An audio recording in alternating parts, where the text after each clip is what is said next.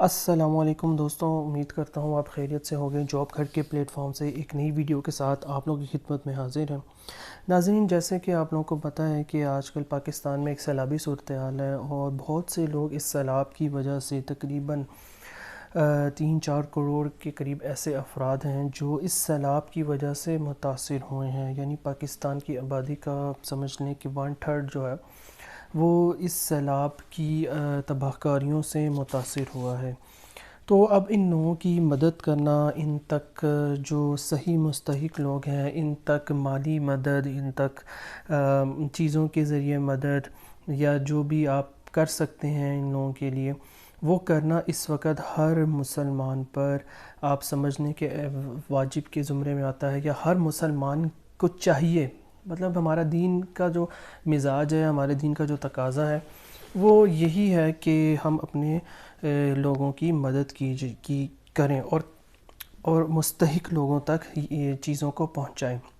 اسی سلسلے میں کچھ احادیث آپ لوگوں کے سامنے رکھی ہیں جس سے ہمیں یہ پتہ چلتا ہے کہ ہمارے دین میں صدقہ و زکوٰۃ کی کیا اہمیت ہے اور کیوں اس پہ دین میں اتنا سٹریس دیا گیا ہے، اتنا زور دیا گیا ہے، یہاں تک کہ قرآن میں بھی جہاں جہاں نماز کا ذکر ہے وہاں زکوٰۃ کا بھی ساتھ میں ذکر ہے۔ تو حضرت عبداللہ بن معاویہ سے مروی ہے کہ رسول اللہ صلی اللہ علیہ وسلم نے فرمایا کہ 3 کام ایسے ہیں کہ جو شخص ان کو کرے گا وہ ایمان کا ذائقہ چکھے گا، صرف اللہ کی عبادت کرے اور یہ عقیدہ رکھے کہ سوائے اللہ کے کوئی عبادت کے لائق نہیں، اور اپنے مال کی زکوٰۃ ہر سال اس طرح دیں کہ اس کا نفس اس پر خوش ہو اور اس پر آمادہ کرتا ہو۔ زکوٰۃ کا مرتبہ تو اس سے ظاہر ہوا ہے کہ اس کو توحید کے ساتھ ذکر فرمایا، اور اس کے اثر اس سے ظاہر ہوا ہے کہ اس سے ایمان کا مزہ بڑھ جاتا ہے۔ تو ناظرین، زکوٰۃ کے مستحق ہیں یہ لوگ، ان لوگوں کو بھی آپ اگر آپ نے اپنی زکوٰۃ نکالنی ہے، ہر سال نکالتے ہوں گے یا آپ ایڈوانس بھی اپنی زکوٰۃ نکال سکتے ہیں اگلے سال کی، تو وہ بھی آپ ان لوگوں کو دیں تاکہ آپ کی دنیا اور آخرت جو ہے وہ بنے اس سے، اور جو ان لوگوں کی ضرورت ہے ان کی ضرورت کو پورا کیا جائے۔ اسی طرح حضرت اسماء بن بکر رضی اللہ تعالیٰ سے روایت ہے کہ رسول اللہ صلی اللہ علیہ وسلم نے ارشاد فرمایا کہ تم اللہ تعالیٰ کے بھروسے پر اس کی راہ میں کشادہ دستی سے خرچ کرتے رہو اور گنو مت، اور اگر تم اس کی راہ میں اس طرح حساب کر کے دو گی تو وہ بھی تمہیں حساب سے ہی دے گا، اور اگر بے حساب دو گی تو وہ اپنی نعمتیں تم پر بے حساب دے گا،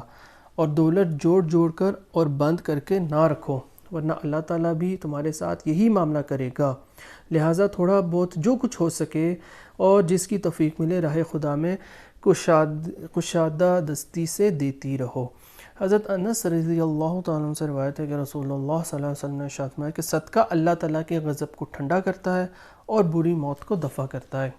حضرت علی رضی اللہ تعالیٰ فرماتے ہیں کہ رسول اللہ صلی اللہ علیہ وسلم نے ارشاد فرمایا کہ خیرات کرنے میں حتی الامکان جلدی کیا کرو، کیونکہ بلا اس سے آگے بڑھنے نہیں پاتی۔ حضرت ابو رضی اللہ تعالیٰ عنہ سے روایت ہے کہ رسول اللہ صلی اللہ علیہ وسلم کا ارشاد ہے کہ صدقے سے مال میں کمی نہیں آتی بلکہ اضافہ ہوتا ہے، اور قصور معاف کر دینے سے آدمی نیچا نہیں ہوتا بلکہ اللہ تعالیٰ اس کو سربلند کرتا ہے اور اس کی عزت میں اضافہ ہو جاتا ہے، اور جو بندہ اللہ تعالیٰ کے لیے خاکساری کا رویہ اختیار کرے گا اللہ تعالیٰ اس کو رفعت اور بالا تری بخشے گا۔ صحیح مسلم اور میں یہ حدیث آئی ہے۔ اسی طرح حضرت انس بن مالک سے روایت ہے کہ رسول اللہ صلی اللہ علیہ وسلم نے ارشاد فرمایا کہ 7 چیزیں ہیں جن کا ثواب بندے کے مرنے کے بعد بھی جاری رہتا ہے، اور یہ قبر میں پڑا رہتا ہے: جس نے علم دین یا کوئی نہر کھودی یا کوئی کنواں کھدوایا یا کوئی درخت لگایا یا کوئی مسجد بنائی یا قرآن ترکہ میں چھوڑ گیا یا کوئی اولاد چھوڑی جو اس کے مرنے کے بعد بخشش کی دعا کرے۔ ابن ماجہ نے بجائے درخت لگانے کے کنواں کھدوانے کا صدقہ اور مسافر خانے کا ذکر بھی کیا ہے۔ یعنی اس حدیث سے یہ سب کچھ جو بھی رفع عامہ کے کام ہیں اس کی فضیلت اس حدیث سے آپ کو جو ہے وہ واضح ہے، اور آج کل تو موقع بھی بہت زبردست ملا ہوا ہے ہم پاکستانیوں کو کہ ہم اپنے جو مسلمان بھائی ہیں ان کی مدد کریں جو سیلاب سے متاثرین ہیں۔ حضرت ابو رضی اللہ عنہ سے روایت ہے کہ رسول اللہ صلی اللہ علیہ وآلہ وسلم نے ارشاد فرمایا کہ اصلی مسکین جس کو صدقہ سے مدد کرنی چاہیے وہ آدمی نہیں ہے جو مانگنے کے لیے لوگوں کے پاس آتا جاتا ہے، در بدر پھرتا ہے یا سائلانہ چکر لگاتا ہے، اور ایک دو لقمے یا ایک دو کھجوریں جب اس کے ہاتھ پر رکھ دی جاتی ہیں تو لے کر واپس لوٹ جاتا ہے، بلکہ اصلی مسکین وہ بندہ ہے جس کے پاس اپنی ضرورتیں پورا کرنے کا سامان بھی نہیں ہے، اور چونکہ وہ اپنے اس حال کو لوگوں سے چھپاتا ہے، کسی کو اس کی حاجت مندی کا احساس بھی نہیں ہوتا کہ صدقے سے اس کی مدد کی جائے، اور نہ وہ چل پھر کر لوگوں سے سوال کرتا ہے۔ تو یہ حدیث صحیح مسلم میں بھی ہے، صحیح بخاری میں بھی کوٹ ہوئی ہے۔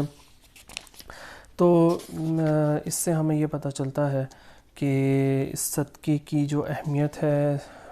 کتنا زیادہ ضروری ہے۔ زکوٰۃ اور صدقات، اس سے بلائیں ٹلتی ہیں، اس سے آپ کے رزق میں اضافہ ہوتا ہے، اور اللہ تعالیٰ یہ جو صدقہ ہے یہ اللہ تعالیٰ کے اوپر قرض ہے، اور اللہ تعالیٰ کی ذات ایسی ہے کہ وہ اپنے اوپر قرض نہیں رکھتی بلکہ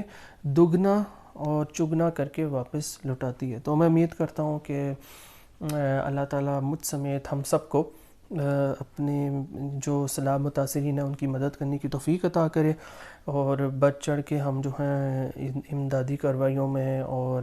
جو بھی ہم سے ہو سکتا ہے وہ ہم کریں ان لوگوں کے لیے۔ کچھ نہیں ہو سکتا تو دعا کریں کہ اللہ تعالیٰ ان کی مشکلات کو آسان کرے، اور جلد سے جلد جو ہے وہ اپنے گھروں کو دوبارہ بسائیں جو ان کے گھر تھے۔ تو بہت سا اپنا خیال رکھیے گا، اپنے چینل کا بھی خیال رکھیے گا۔ تھینک یو، ٹیک کیئر، اللہ حافظ۔